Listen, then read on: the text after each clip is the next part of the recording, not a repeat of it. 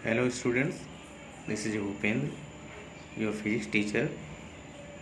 आज हम online study की इस सीरीज में चैप्टर 5 त्रिज्यरेखीय पथ पर गति के नेक्स्ट टॉपिक पर चर्चा करेंगे। तो इसके पहले का हमारा टॉपिक था चाल, और वहाँ चाल के जो ढेर सारे टर्म्स है उसके बारे में हमने चर्चा की। आज हमारा टॉपिक है वेग, दैट मीन्स वेलोसिटी। यह वह भौतिक राशि है जो गतिमान वस्तु की चाल एवं गतिमान वस्तु की दिशा का बोध कराती है। अर्थात इस पद का उपयोग वस्तु की गति का संपूर्ण विवरण देने के लिए भी करते हैं अथवा एकांक सीमाओं में हुए विस्थापन को गतिमान वस्तु का वेग कहते हैं। यदि दूसरे शब्दों में हम कहें यदि किसी वस्तु का एकांक समय, एकांक का या मतलब हमारा यूनिट से है, मतलब एक से, यदि किसी वस्तु का एकांक समय 1 सेकेंड में एकांक विस्थापन 1 मीटर हो तो उस वस्तु का वेग 1 मीटर प्रति सेकंड कहलाता है। अब यहाँ वेग के बारे में हम चर्चा कर रहे हैं, तो वेग के विभिन्न प्रकारों के बारे में भी हम बात करेंगे। तो पहला दिया है एक समान वेग। जैसा है कि नाम से ही स्पष्ट हो जाता है कि एक समान का मतलब जहाँ वेग समान हो। तो यदि किसी वस्तु का विस्थापन समान समयांतरालों में समान हो तो उस वस्तु का वेग एक समान वेग कहलाता है। अब नेक्स्ट टर्म है परिवर्ती वेग। परिवर्ती वेग क्या होता है? यदि किसी वस्तु का विस्थापन क्या होता है? दो बिंदुओं के जो मध्य अंतर ही विस्थापन कहलाता है। यदि किसी वस्तु का विस्थापन समान समयांतरालों में भिन्न भिन्न हो तो वस्तु का वेग परिवर्ती वेग से गतिमान मानी जाती है, या तो वस्तु परिवर्ती वेग से गतिमान मानी जा सकती है। अब यहाँ पे किसी भी वस्तु के वेग के बदलने के निम्नलिखित कारण हो सकते हैं। परिवर्ती वेग का मतलब लगातार परिवर्तित होना, तो परिवर्ती वेग से गतिमान मानी जाती है।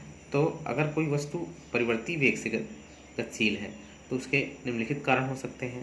पहला हो सकता है या तो वस्तु के वेग का परिमाण बदल रहा हो, और दूसरा हो सकता है या वस्तु की गति की दिशा बदल रही हो, तीसरा हो सकता है या वेग का परिमाण एवं दिशा दोनों साथ साथ बदल रहे हो। हमारा नेक्स्ट है औसत वेग। अब औसत क्या होता है? औसत हमने मैथमेटिक्स में और जगह भी पढ़ा। औसत का मतलब एवरेज। किसी निश्चित समयांतराल डेल्टा टी में कुल विस्थापन डेल एस या डेल्टा एस का समयांतराल डेल टी के साथ अनुपात वस्तु का वेग कहलाता है।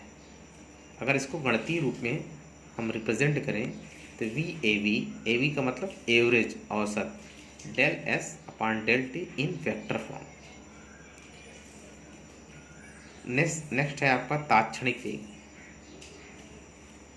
किसी क्षण डेल टी टेंडिंग टू 0 पर किसी गतिमान वस्तु का वेग उसका तात्क्षणिक वेग कहलाता है। अगर इसको भी मैथमेटिकल टर्म्स में रिप्रेजेंट करें तो तात्क्षणिक वेग is equivalent to limit del T tending to 0 del S upon del T is equivalent to D S upon D T.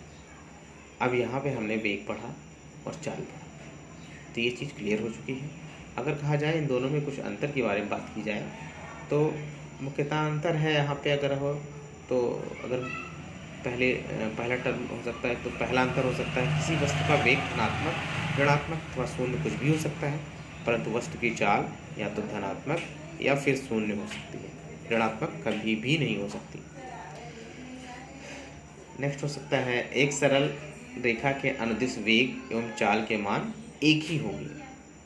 Next हो सकता है चाल तथा वेग का अनुपात सदैव 1 से बड़ा होता है, अर्थात चाल बटा वेग इज ग्रेटर देन और इक्वलेंट टू 1। नेक्स्ट हो सकता है यदि समान त्वरण से गतिमान किसी वस्तु का प्रारंभिक वेग u तथा उसका अंतिम वेग v हो तो उसका औसत वेग क्या होगा?